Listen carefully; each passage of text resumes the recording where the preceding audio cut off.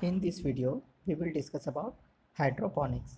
Hydroponics क्या होता है कि किसी प्लांट को विदाउट सॉइल मिनरल न्यूट्रिशन के सॉल्यूशन में प्लांट्स को ग्रो किया जाता है। ओके, तो जो भी सॉइल में उगने वाले प्लांट्स होगा या टेरेस्ट्रियल प्लांट्स, उनके जड़ों को कैसे अपना न्यूट्रिशन दिया जाता है, मिनरल्स को वाटर में ऐड करके, वाटर में या फिर कोई एक आर्टिफिशियल मीडियम यूज़ किया जाता है हाइड्रोपोनिक्स में, जिसमें कि प्लांट्स को ग्रो किया जाता है और जो इसेंशियल न्यूट्रिएंट्स होते हैं प्लांट्स को, मिनरल्स या न्यूट्रिएंट्स उनको प्रोवाइड किए जाते हैं। ओके, तो हाइड्रोपोनिक्स में देखो किसी भी प्लांट्स को मिनरल न्यूट्रिएंट्स के साथ एयर की भी ज़रूरत होती है, हवा की भी ज़रूरत होती है। तो हाइड्रोपोनिक्स में क्या किया जाता है, जो प्लांट्स का कल्चर किया जाता है वाटर में, उसमें एक इनलेट ट्यूब लगा दी जाती है जिसके थ्रू वाटर में एयर सप्लाई की जाती है। ओके, सबसे पहले हाइड्रोपोनिक्स को का जो टेक्निक है उसको किसने दिया था? Professor William F Gericke. Okay, Gericke नामक एक साइंटिस्ट थे जिन्होंने ये टेक्निक दी थी कमर्शियल प्रोडक्शन के लिए किसी भी वेजिटेबल्स या क्रॉप्स के लिए। तो हम देखते हैं क्या इंट्रोडक्शन हाइड्रोपोनिक्स क्या होता है, उसके क्या एडवांटेज और डिसएडवांटेजेस है। So introduction, hydroponics is the growing of plants in a liquid nutrient solution with or without the use of artificial medium। Okay, तो हाइड्रोपोनिक्स क्या है? किसी भी प्लांट्स को ग्रो करना in a liquid nutritional medium, okay, without artificial media और with artificial media, right. Commonly used medium include expanded clay, coir. Coir किसको कहा जाता है? जो नारियल्स के जटा होते हैं उसको कॉयर कहा जाता है। Perlite, vermiculite, bricks, polystyrene packing, peanut and wood fibres and जो कोकोनट के हस्क होते हैं उनका भी यूज़ किया जाता है। क्यों किया जाता है? जो कि ये आर्टिफिशियल मीडिया होते हैं वो उनकी वाटर होल्डिंग कैपेसिटी बहुत ज़्यादा होती है, वो बहुत ज़्यादा समय तक वाटर को होल्ड करके रखते हैं और प्लांट्स को मॉइस्चर या वाटर प्रोवाइड करते हैं। Okay, hydroponics has been recognized as a viable method of producing vegetables like tomatoes, lettuce, cucumbers and peppers, as well as ornamental crops such as herbs, roses, freesia and foliage plant। जो hydroponics generally use किया जाता है vegetables crop के लिए और ornamental plants के लिए use किया जाता है। कमर्शियली भी इसका ग्रो किया जाता है हाइड्रोपोनिक्स कल्चर के थ्रू, जैसे कि टोमेटोज़ हो गए, ठीक है, कुकम्बर्स हो गए, लेटिस हो गए, इनको हाइड्रोपोनिक्स टेक्निक्स के थ्रू कमर्शियली ग्रो किया जाता है कुछ कंट्रीज़ में। The demand for hydroponically grown produce has rapidly increase in the last few year से इस हाइड्रोपोनिक्स कल्चर का यूज़ या हाइड्रोपोनिक्स टेक्निक का यूज़ बहुत ज़्यादा किया जाता है। नेक्स्ट, हिस्ट्री क्या है? The word hydroponics comes from two Greek word. जो हाइड्रोपोनिक्स है वो एक ग्रीक वर्ड है, वो दो ग्रीक वर्ड से मिलकर के बना है, हाइड्रो एंड पोनोस। हाइड्रो का मीन्स होता है वाटर, पोनोस का मतलब होता है labour. Okay, hydro meaning water and ponos meaning labour. This word was first used in 1929 by doctor Gericke, a California professor who began to develop what previously had been a laboratory technique into a commercial means of growing plants। Okay, जो scientist थे गैरिक scientist, वो California के एक professor थे जिन्होंने commercially plants को water में culture करने के लिए ये हाइड्रोपोनिक्स टेक्निक को दिया था। The US army used hydroponic culture to grow fresh food for troops stationed on infertile Pacific Islands during World War II। जो यूएस की आर्मी थी, उनके जो सैनिक थे वो क्या करते थे? फ्रेश वाटर को ग्रो कर फ्रेश फूड को ग्रो करने के लिए हाइड्रोपोनिक्स कल्चर का उपयोग करते थे, क्योंकि पैसिफिक एरियाज़ में जो सॉइल होती है वो इनफर्टाइल होती है। तो वो जो जितने भी सैनिक्स होते थे आर्मी में, वो अपने फूड के लिए हाइड्रोपोनिक कल्चर के थ्रू प्लांट्स को ग्रो करते थे। By the 1950s, there were viable commercial farms in America, Europe, Africa and Asian countries. तो जो 1950s के बाद जो इनका हाइड्रोपोनिक्स का यूज़ कमर्शियली फार्म्स में किया जाने लगा, जिसकी अमेरिका में, यूरोप में, अफ्रीका में एंड एशिया में, राइट। तो हाइड्रोपोनिक्स का यूज़ किसके किसके लिए किया जाता है, अगर हम देखें तो जनरली वेजिटेबल्स और ऑर्नामेंटल प्लांट्स के लिए इनका यूज़ किया जाता है हाइड्रोपोनिक्स में। इसमें या तो मिनरल न्यूट्रिएंट सॉल्यूशन में प्लांट्स को ग्रो किया जाता है, या फिर कुछ आर्टिफिशियल मीडियम का यूज़ किया जाता है। आर्टिफिशियल मीडियम ऐसे मीडियम होते हैं जो इनकी वाटर होल्डिंग कैपेसिटी बहुत ज़्यादा होती है, उनको आर्टिफिशियली बनाया जाता है। उस मीडियम में भी प्लांट्स को ग्रो किया जा सकता है एसेंशियल न्यूट्रिएंट्स प्रोवाइड करके। तो इसके क्या क्या एडवांटेज या डिसएडवांटेज हो सकते हैं हाइड्रोपोनिक्स के। It can be used in places where in ground agriculture और gardening is not possible, for example dry desert areas और कोल्ड क्लाइमेट रीजन। ऐसे एरियाज जहाँ पर कि ग्राउंड्स में एग्रीकल्चर या गार्डनिंग पॉसिबल नहीं होती, उन एरियाज में हाइड्रोपोनिक्स एक इफ़ेक्टिव मेथड या टेक्निक हो सकती है प्लांट्स को ग्रो करने की। Next, more complete control of nutrient content, pH and growing environment.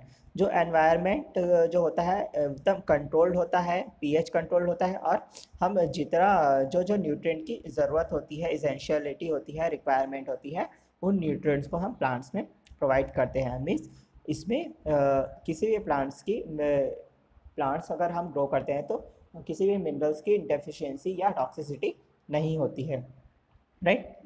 Next, lower water and nutrient cost associated with water and nutrient recycling. जब हम फील्ड कंडीशन में कभी हम मिनरल्स या वाटर अप्लाई करते हैं तो उसमें क्या होता है, ज़्यादातर वाटर और मिनरल्स क्या होते हैं, लॉस्ट हो जाता है, ठीक है। तो जो हाइड्रोपोनिक्स होता है इसका एक मेजर एडवांटेज है कि वाटर और न्यूट्रिएंट्स का जो कॉस्ट होता है वो कम लगता है, क्योंकि एक इफ़ेक्टिव यूज़ होता है उनका। Faster growth due to more available oxygen in root area. इनके रूट की ग्रोथ जो होती है बहुत फास्ट होती है, जिससे कि प्लांट्स हेल्दी एंड फ्रेश रहते हैं, क्योंकि इसमें एयर प्रोवाइड की जाती है इनलेट ट्यूब्स के थ्रू, जिससे कि ज़्यादा ऑक्सीजन सप्लाई होती है और वाटर की ग्रोथ फास्ट होती है, रूट्स की ग्रोथ फास्ट होती है।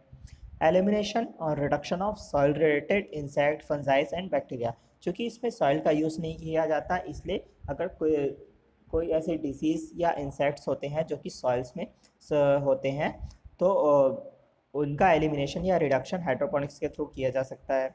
Much higher crop yield as compare to field condition. जो हाइड्रोपोनिक्स होता है वो ज़्यादा यील्ड देते हैं। नो वीडिंग और कल्टीवेशन रिक्वायर्ड, ठीक है। इसमें कोई भी वीडिंग या होइंग की ज़रूरत नहीं होती है। कोई भी अदर क्रॉप्स के जो वीड्स है वो ग्रो नहीं होते हैं।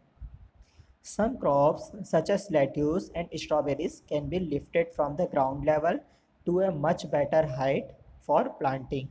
ओके, कुछ क्रॉप्स होती है जैसे कि लेट्यूस और स्ट्रॉबेरीज, क्या होती है, उसको ग्राउंड लेवल से क्या होता है, लिफ्ट करना होता है, इसलिए लिफ्ट करके इसकी बेटर हाइट प्लांट्स की मिलती है अपने को। Planting, cultivation and harvesting, okay, this gives much better working condition and hence lower labour cost. Okay, hydroponics के जरिए लेट्यूस और स्ट्रॉबेरीज की कल्टीवेशन बहुत ज़्यादा होता है कमर्शियल लेवल पे, और ये इसमें लेबर का एक एफिशिएंट यूज़ होता है। Crop rotation and fallowing is not necessary. इसमें क्रॉप रोटेशन और फैलोइंग की ज़रूरत नहीं पड़ती है, मतलब किसी भी क्रॉप्स को रोटेट करने की ज़रूरत नहीं पड़ती है, या फिर फील्ड को खाली नहीं छोड़ना पड़ता, क्योंकि इसमें फील्ड की ज़रूरत नहीं है, सॉइललेस कल्चर होता है। Transplant shock is reduce. Transplanting की कोई ज़रूरत नहीं होती है। सो नेक्स्ट है डिसएडवांटेज। डिसएडवांटेज क्या होते हैं, initial and operational cost are higher than soil culture. जो इनका इनिशियल कॉस्ट होता है हाइड्रोपोनिक्स टेक्निक को के स्ट्रक्चर को बनाने में, डेवलप करने में, तो इसका इनिशियल कॉस्ट और ऑपरेशनल कॉस्ट जो होता है वो हायर होता है as compare to soil culture.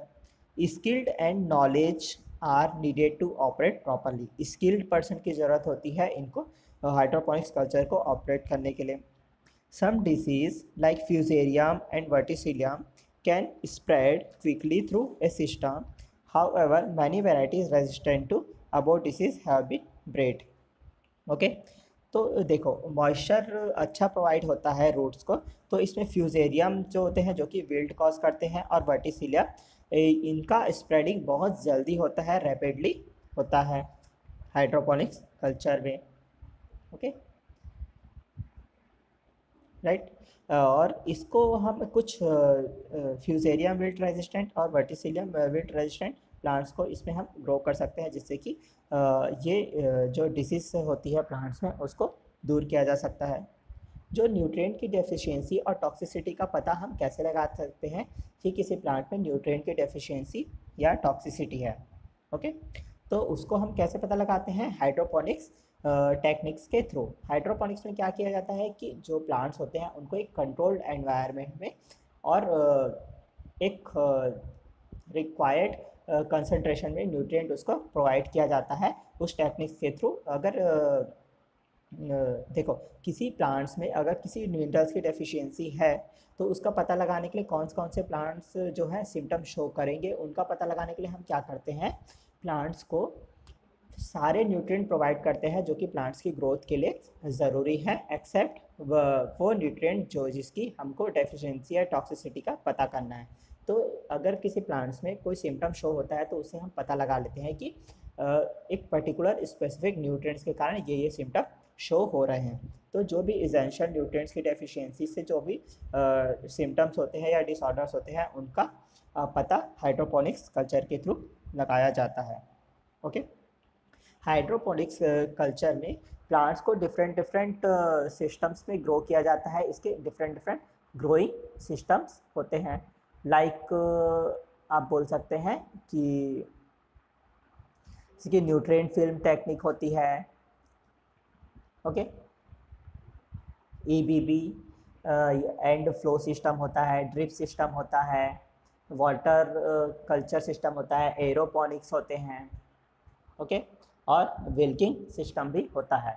Generally जब हम देखेंगे, हम हाइड्रोपोनिक्स में बात करते हैं ग्रोइंग सिस्टम की, तो क्या होता है कि प्लांट्स को या तो लिक्विड मीडियम में या एग्रीगेट मीडियम में, मीन्स जब प्लांट्स को ओनली वाटर कंडीशन में ही ग्रो किया जाता है विथ इसेंशियल न्यूट्रिएंट, तो उनको लिक्विड हाइड्रोपोनिक सिस्टम कहा जाता है। और जब हाइड्रोपोनिक के कल्चर में कुछ आर्टिफिशियल मीडिया का यूज़ किया जाता है तो उनको एग्रीगेट हाइड्रोपोनिक सिस्टम कहा जाता है। जो हाइड्रोपोनिक सिस्टम होता है वो क्या होता है, जनरली देखेंगे हम लिक्विड हाइड्रोपोनिक वो होता है क्लोज्ड होता है, और जो एग्रीगेट सिस्टम होता है वो ओपन और क्लोज दोनों हो सकता है।